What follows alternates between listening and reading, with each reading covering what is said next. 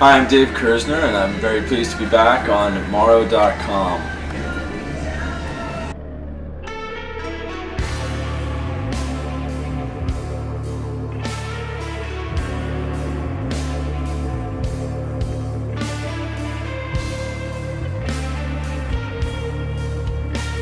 The concept of New World, this is something that, for me personally, at the time, I was out of Sound of Contact, which is the band that I co-founded with Phil Collins' son, Simon Collins, and Matt Dorsey and Kelly Nordstrom, and we made an album together called Dimension Out, which, if you're into progressive rock music, you may have heard of. And I was out of the band. We sort of had a split, and I was on my own and decided to become a solo artist. Essentially, I'd been a producer and a songwriter and keyboardist for many, many years, and I decided to come out front. And so there's multiple meanings to the title of the album, to my songs. So for me, it was a new world, essentially, to be a singer and everything. So there's that. Then there's the title track of the album, which is about creating your own reality, a bit inspired by Eckhart Tolle's A New Earth book, which Francis Dunnery turned me on to from It Bites, and he plays it on the record, and he's also a mentor of mine. But the story of New World itself, as far as the songs and the way they work together as a concept album, is about a future dystopian world where most of the Earth, let's say, would be covered in desert, and the cities would be in these sort of large biodomes protected, and the main character is sort of ousted and betrayed by his friends and lovers and people that he's worked with, lovers or a lover, and in the past things have led up to him being stranded in the desert. And the whole album is a journey making his way back to civilization, but at the same time, back to these domes, and there's these machines he has to fight. But then you don't know if this exists or if it's in his head, and it's all sort of a metaphor for getting back to your true self, fighting the machines. That's why at the end there's a song, a piece of the song Redemption called Mirage of the Machines, which is, was there really opposition that you're fighting, or is it all in your own head? So it's a journey back to oneself, essentially.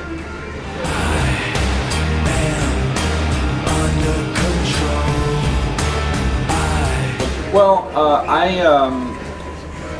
decided to put my album out independently, going directly to fans that I had built up from playing Kevin Gilbert, Sound of Contact, with my company Sonic Realities. Over the years, I had a following, and it wasn't like a huge following, so I wanted to go direct versus going through a label where you get a piece of a piece of a piece, and it's harder to do it for a living. So I just went through Kickstarter, which is a crowdfunding platform, which is very popular, and I just reached out to my fans and said, listen, I want to make an album. I want to have Steve Hackett on it, and from Genesis, and I want to have Nick DiVirgilio, I want to have all this deluxe, singers from Pink Floyd, and this is my dream, and these are the taste of the songs. Do you want to back it? It was an extremely successful campaign. It backed over 200% of the funding, so I was able to make an album that was quite deluxe. In terms of the amount of music, and of course, it hand in hand to do these Kickstarter campaigns. Very interesting because it changes the sort of paradigm of what we think of when we think of what's the price of an album.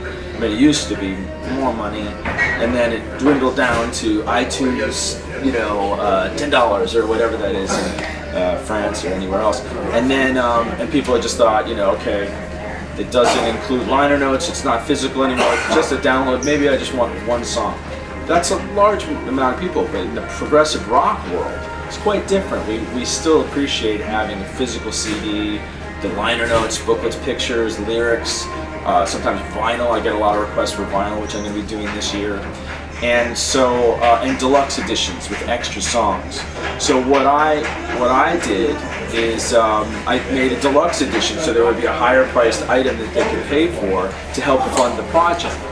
But then as I was doing it, instead of doing what a lot of artists do, which is include the making of or some outtakes or demos and things that just weren't necessarily, just didn't make the cut, I had so many songs for New World that I decided to make a double CD concept album in the same order, filling in more, cinematic segues and more story to the concept. So really, and as a result, actually, the deluxe edition of New World is more popular than my single CD version, because it's like two albums in one, or like a sequel or something or whatever in one. So that's how it came about.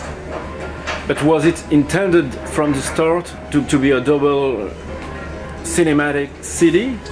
I don't know. I mean, I don't know if I would have. I'll tell you, if I was on a record label like we were with Sound of Contact, there's no way they would have let me do that. So it was like something like, with no one saying I couldn't do it. I actually reached out to my fans through like Facebook and everything. I said, what would you prefer? Would you prefer one CD, or what would you buy? What would you want? And most of them said, oh, a 2 CD deluxe edition. I'm like, okay. And I had the songs, and I had, and I also, to be honest, I have difficult time fitting all my music on one CD. And I know why. And the reason why is because I love progressive rock music, which a lot of times involves long songs, with multiple movements and things like that. 7 to 10 minutes or more. There's a song that's over 20 minutes, on New World. But then I also like just songs with a little bit of progressive rock influence, but they can be, just a 5-minute song, whatever, roughly 6 minutes. And so I like to do both. Some albums that I love that were progressive rock, like Yes, for instance, we're on Cruise to the Edge here, so Close to the Edge has 3 songs, 3 long songs. And back in the day, you were fitting it on an LP. But I can't put out an album with 3 songs, so I'll do like 3 songs of that length, plus another, 7 or 8 songs or more of just other lengths. And especially if I want to tell a story and a concept, like The Wall, for instance, as a concept album, has a lot of songs. Tommy from The Who has a lot of songs, but they don't necessarily have a lot of, long ones. So if you combine the two, then naturally, the instrumental sections and things like that, it's just going to be longer. So my new CD, Static, which is coming out, my new album, it's not 2 CDs. I do have a bonus CD for the Kickstarter people, but that is demos and outtakes and extras. So there's just 1 CD, but it is full. I can't imagine not doing a CD that's not over 70 minutes full, so this is my style.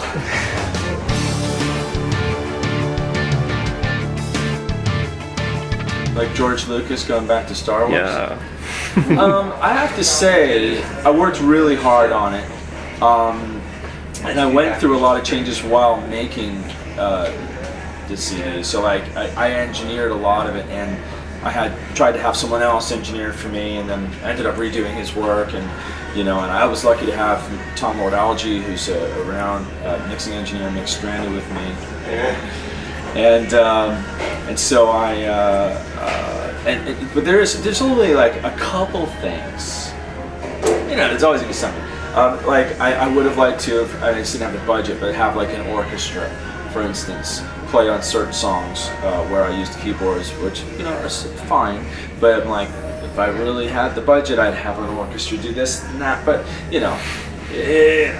but I am gonna mix it in 5.1 surround sound. This is a plan. I want to mix all my records in 5.1. I'm really into the album experience, so I want to do vinyl for that experience. I want to do 5.1.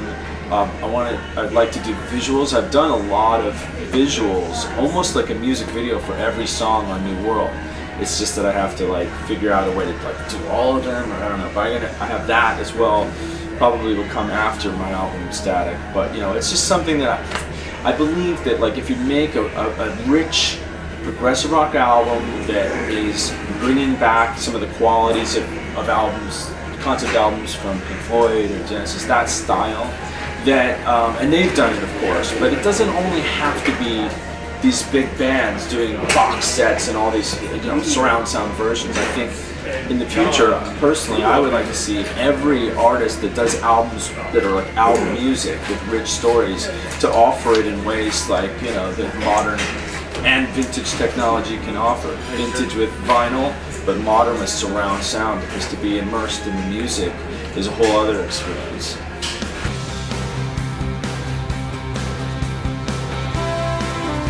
Yeah, well, I mean, you know, when we did Sound of Contact, you know, even though, you know, it's credited as Simon Collins and myself producing, and if you look at the liner notes, you see that we co-wrote the songs, you know, together, like every song on the album.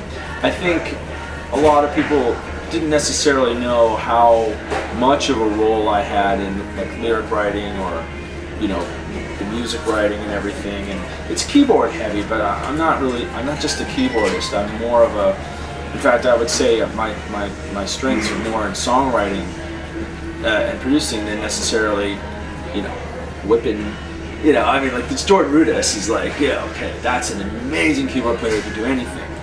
I don't put myself out there to say I'm that kind of guy and just do anything, put classical music in front of me all day. No. What I do is I'm influenced by the, you know, Rick Wakeman, Keith Emerson, Tony Banks especially, Richard Wright, all those keyboard players. But I am just as much influenced by Steve Hackett, even in my playing, his guitar playing to my keyboard playing, or Pat Metheny, or, you know, David Gilmour. So, and then of course vocally, very much David Gilmour, Peter Gabriel. So I just see things more globally. Anyway, but nobody knew that. They always thought, oh, he's a keyboard player, and he's very, very good. Oh, he can, you know, play fast. But no, this, you know, there's people who can play faster than me.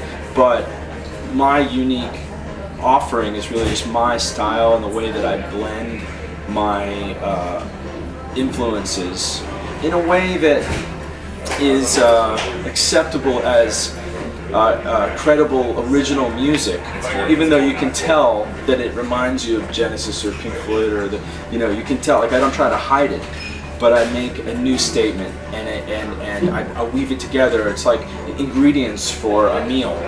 You know, I'm talking to the French here, who are the best at making meals, but I aspire to that, and so I think that way sometimes. You know, and so anyway, to answer your question, yeah, I think it sort of showed all other sides of me that I sing, that I write, that I produce, and I wrote the whole record, so you can sort of identify my style in Sound of Contact, my style in other projects like Mantra Bega and other things that I do. You know, and the more I do, people can kind of recognize what my thing is, or, you know, what my sort of approach is with lyrics or whatever, melodies and everything. So yeah, it's definitely helped make people aware of who I am as an artist.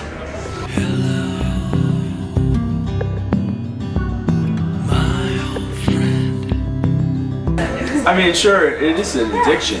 I mean, but because it's fun and it's interactive, and you get feedback, instant feedback, and sometimes good, sometimes bad. I mean, you know, it's not always a pleasure actually, but you know, especially when you talk about, like, let's say, politics. And ironically, you know, I do. I'm not a political artist, but I don't shy away from politics. Like, I mean, anything is game for me. You know, anything that affects me and moves me or inspires me, I'll write about it. I don't care if it's, you know, politics, if it's controversial, it's this and that, whatever. I write from the heart, I write genuine, you know.